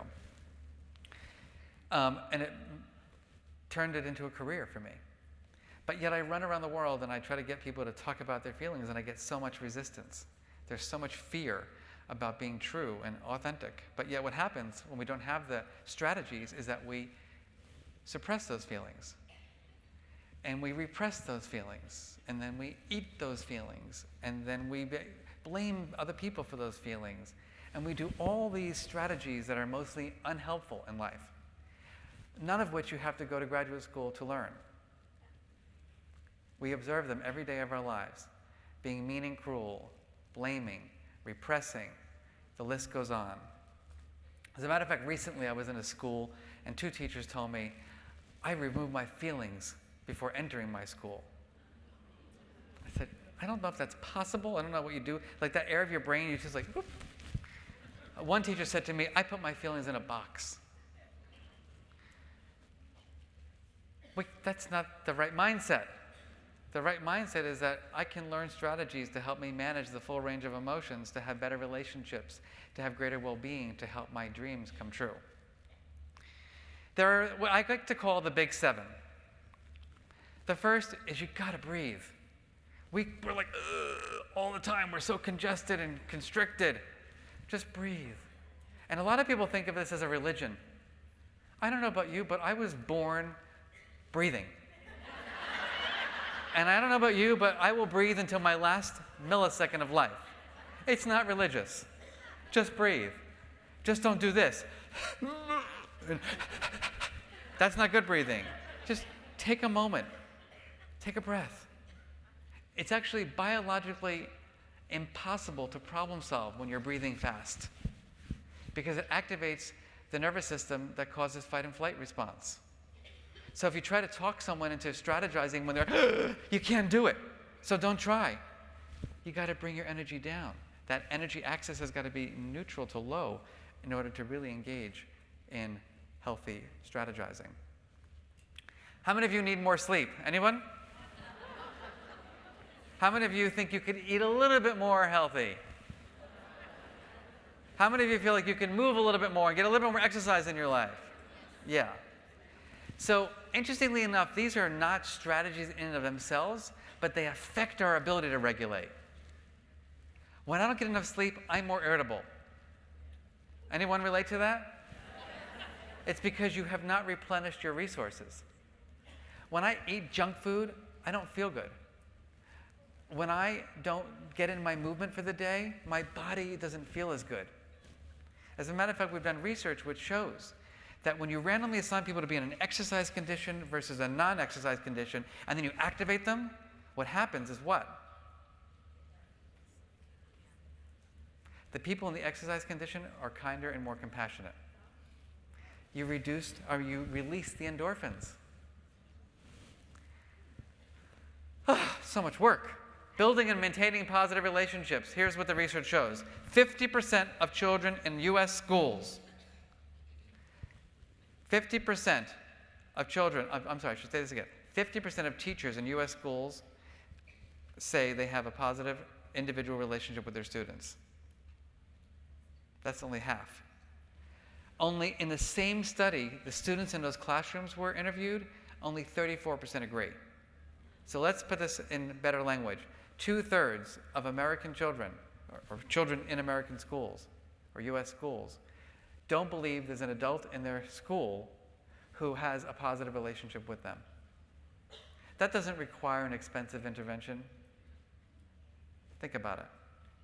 We know from our research that just one caring adult can decrease our stress response system. It's that simple. Just knowing that there's an adult in your community who is there for you. They don't have to actually do anything. You just have to know that they're there for you. It decreases your stress response system. Positive self-talk is the other one. I don't know about you, but I grew up having a lot of negative talk. A lot of negative talk from all the bullying. You're this, your body is this, your nose is this, you're this. I grew up in an area where there weren't a lot of Jewish people. There was like, the Jew bagel. There was name calling. There was about my height. There was my nose. I was very chubby as a kid. There was weight. I mean, the list goes on. And it's amazing how fast our bodies, or our brains, I should say, adapt to how other people define our realities. Our negative self-talk is not something we're born with. It typically comes from other people having power over us and defining for us what they think we are. Think about that. How much energy do we put into helping our children appraise their environment, make meaning out of it, discern it, and be that emotional side and say, wait, I don't know about you. My niece, who was 5 years old, she was adopted from Guatemala. When she was in kindergarten, she was bullied because of her skin color. She was in a very white neighborhood. She's dark. And somebody said to her, you're a different color than your mother. Ew! Freaked her out, justifiably. Her mother, who I know very well, who is not very high in emotional intelligence, called me and said, Mark, I'm getting in my Jeep, and I'm running over that kid and her mother. I'm like, all right, we're going to learn a new strategy. We're going to work on a new strategy. So my point of this story is that it took years to help Esme go from negative self-talk to positive self-talk. If she were her Uncle Mark, who is in his 40s, he would have said something, who are you to say that to me? Who are you to try to define my reality? I love my color. I love myself. But she was 5. She can't do that. We have to make sure, A, our kids are in safe environments, and B, we have to make sure we're teaching them the skills and the strategies to manage their feelings. So when it comes to that self-compassion, it seems like we're very good at helping other people deal with their feelings, but we're not very good with ourselves. So I have only a little bit of time left, which makes me angry. If I had it my way, we would skip lunch and keep going. But I don't have that power. I'm here to tell you that this is hard work, really hard work, and it pays off. The impact of having these skills is beyond your understanding. What I found in my research is that those who are lower in emotional intelligence look like the column on the left. Those who are higher look like the column on the right. What I found in my research is that teachers with more developed skills are healthier, happier, and more effective. What I found in my research is that teachers who work in schools with principals who are higher in emotional intelligence are healthier and happier. What I'm here to tell you is that there's no difference in the workload, but there is a huge difference in burnout. There's a huge difference in intentions to leave the profession, and there's a huge difference in our general job satisfaction. And what I'm here to tell you is that people want to hire people with these skills. I can't tell you how many people have said, Mark, we hired this kid from Yale, but yeah, they can problem solve about certain things, but they can't take feedback well. They're really boring leaders. They're terrible with conflict resolution. The list goes on. They don't have the social and emotional skills. And they're coming to me from a place where they didn't need them to get in. I teach this class, and Professor Breck, I didn't need emotional intelligence to get into Yale. I'm like, well, you're going to need it to get out. Because I don't care, you're going to need it to get out. So I want to wrap up by just sharing with you a little bit about our approach. Do I have 5 more minutes, Sue? All right, thank you. Unfortunately, as a nation, we have been very piecemeal. There are more kits to teach social and emotional learning than there are kids in our schools. There are more little slips of paper. Here are the classroom rules that you should have to create a socially and emotionally literate classroom. Here's the assembly about bullying. Here's the classroom this, a simple lesson, the flavor of the month. We know that doesn't work. What we know works is a systemic approach. So very briefly, everybody's got to be involved. Let me just put that out there. Everybody's got to be involved. the superintendent, the principal, the school board, the teachers, and families. The four things that we focus on in our work is you got to get people's mindsets in the right place. They got to think, it's my job to teach this. I believe that emotions matter. Emotions are information. When you have that mindset, it changes the way you interact in the world. Then you develop the skills. It's a lifelong process. I can tell you I'm going to be 50 in a few weeks. I am continuously working on my emotion regulation skills. My mother-in-law is a wonderful woman, but she's living with us right now. And I am being tested in my emotion regulation. It is hard work.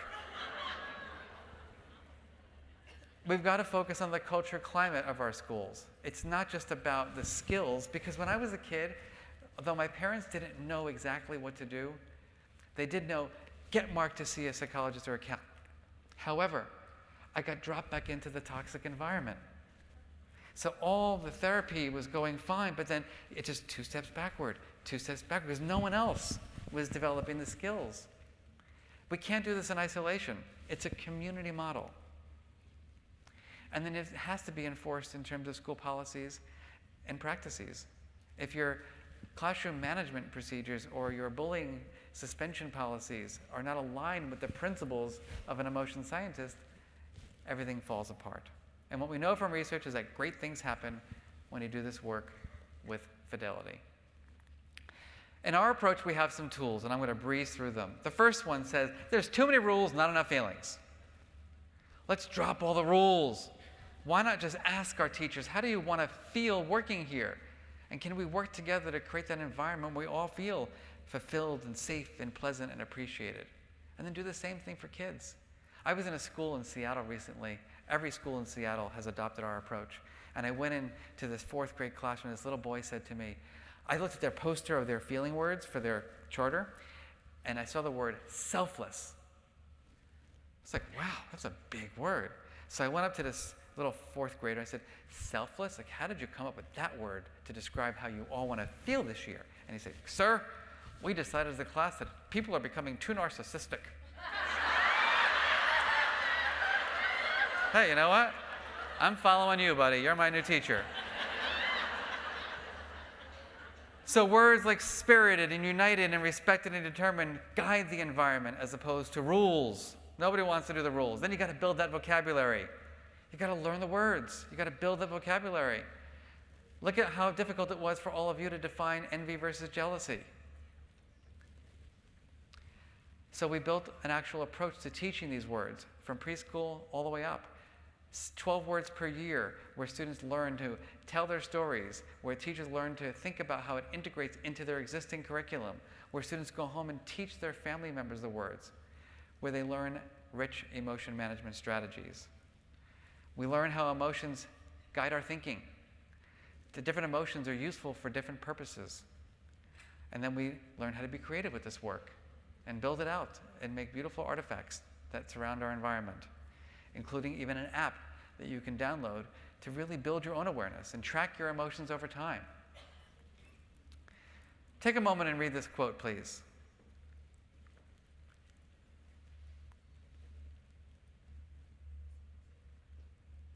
So many of us need more space. We're just so bombarded and reactive. We don't pause to take that space. And this is your new best friend. He is our toaster child. And that is Meta. And Meta is telling you, pause for a minute. Notice what's making you activated. Just pause and go right for the breath. Don't go for the reaction. Go for the breath. But what Meta also tells us is there's a step between your breath and your strategy. It's pausing to see your best self. So as I close my time with all of you, can I ask all of you to think about a word or 2 or 3 that you would use to describe your best self as a member of this amazing organization? I want to be seen. I want to be talked about. I want to be experienced as someone who has these qualities. What are those qualities? That's internal.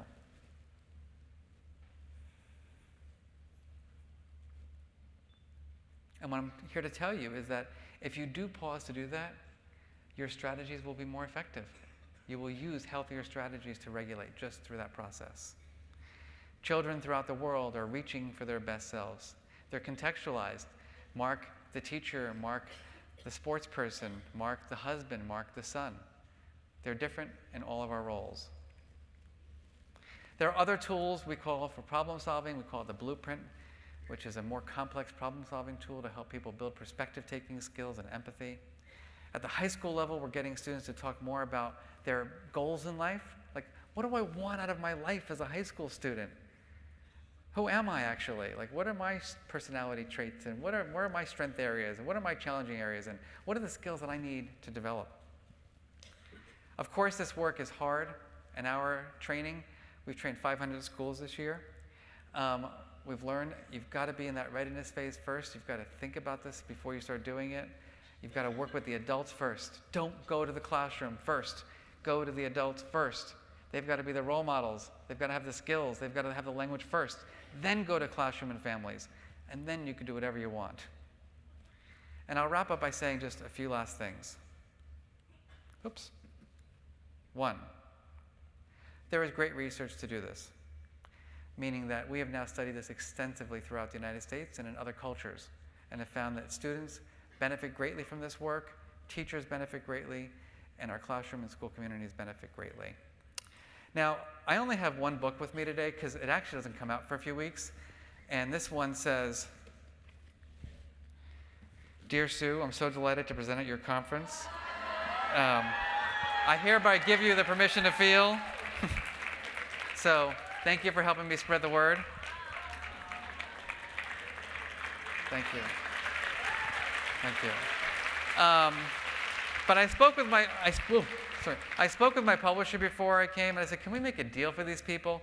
So, while it's hard for me to travel everywhere, what the deal was that my publisher will pay for a live webinar or training at your school. If you order the book and send an email that you've ordered it to permissiontofeelbook@gmail.com, you'll go into a contest. 2 things. You'll get an actual signed book. And secondly, you will get an option to have something like this for your community. Last note. Let's put it all together. Raise your hand if you believe that emotions matter. Good. 2, promise you're going to check in more regularly with how you're feeling.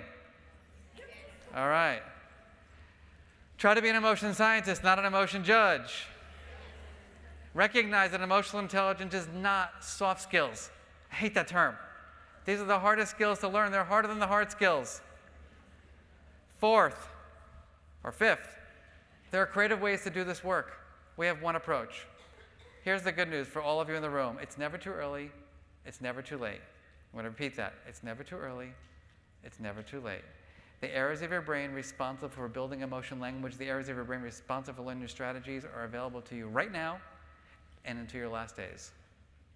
I'm going to argue until the end of my career, which will be in 50 more years, that we have to take this work systemically. This is not about a program. This is not about one thing. This is about infusing the principles of emotion science into the way leaders lead, teachers teach, students learn, and families parent. Lastly, I'm on a mission. Today, my plane, stopped off in Minneapolis at this amazing conference thanks to Sue's invitation. My hope is that together we can create a world where every child achieves their dreams. Thank you for your time and attention. Thank you. Thank you. Of course.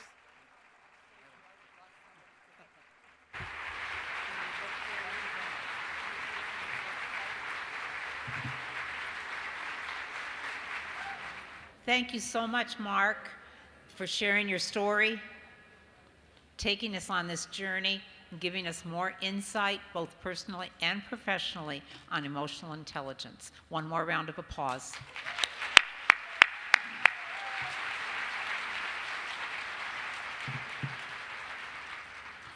Okay, the first announcement, Sue gave us permission to run a couple minutes over, so let's do the same thing with the first breakout session. I want our presenters to have the time that they were told they would have. So we will start 10 minutes after I let you go, and we're going to take a couple minutes out of your lunch hour because lunch immediately follows that first presentation. So facilitators, please watch that time. At this time, I'd like to excuse the people who are presenting at 11:15. Let's give them a chance to get a head start. Somebody to give them the rest of the announcements later. The service project registration was absolutely amazing. So that everyone can participate, please work for 15 minutes and then give others a turn. Remember, our last two sessions of the service project, 50 and 66, were canceled to accommodate people who would like to go, or anyone else who would like to participate in the service project. It will be open throughout the lunchtime, so you can stop by Duluth to participate. It was announced on the first day, but in case you weren't here, sessions 29 and 30 have switched rooms. That's during the second block. They're right next door to one another, so the Sergeant-at-Arms can help make that run smoothly. The two tours that do not have a room assignment, session 32 and 49, they're going to meet outside of the UPS store. The two walking tours, the one to the orchestra hall and walking for a loved one, outside of the UPS store on the second floor, and then you'll be taking off in a couple of those bridged areas. You don't have to go outside in the heat today. You'll be staying inside for that walk. Because those sessions have places to go, please be on time for those two sessions because the leaders are going to start on time. Facilitators and best practice leaders, if you have not yet picked up your information from the symposium table, it's back there by the exit sign in the back left corner, and Pat and Sue will help you to get that information. Sisters have been asking about convention action. It's totally electronic, so don't be looking for convention action whenever you come into this room. Go online and you will get that information. We have many educators in the room who are still working and need continuing education or professional development credit. So at the doors, as you leave right now, those who are working and need that kind of credit can pick up a certificate that you will be able to use. Let me know if you need anything further, and I will be glad to help you. I have door prizes to give away, and I know you're getting ready to do something too. NASA brought these up front, and somebody is getting moon cookies, and that is Rory Coppola. And then there is a Lego kit, and that's for Brandy Craig. And more moon cookies, and it's for Robbie Tribley. So come up and get those when it's time.